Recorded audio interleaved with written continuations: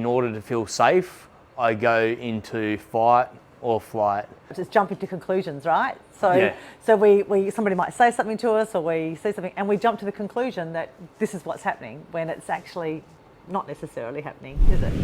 Thinking traps is something that's been really evolving in my life and letting go of old beliefs. I think that I grew up in an environment that wasn't really safe. And in that environment, I created these mechanisms of protection. So in order to feel safe, I go into fight or flight. So my wife can ask a question and my response, regardless of what the question is, I feel like she's questioning my integrity and questioning my value, and that's not necessarily the case. In fact, most circumstances, it's never the case.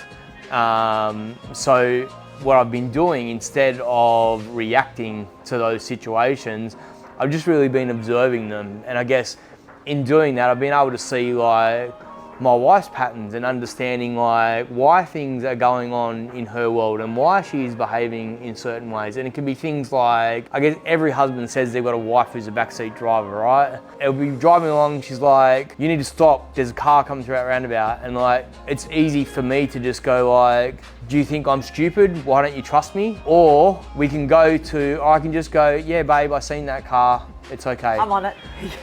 Yeah, so they're two very different responses, right, to the same thing. Yeah. So, and I think that's like a thinking trap that I've been in, this thing of if my wife's asking me a question, she's judging me, or she doesn't believe me, or why can't she? So there's all these things and stories that I have attached to that. So it's interesting you say that, because it's part of the in our thinking traps, it's jumping to conclusions, right? So somebody might say something to us, or we see something, and we jump to the conclusion that this is what's happening when it's actually not necessarily happening, is it? Yeah, 100%. So, but that's a program that I had from childhood, right?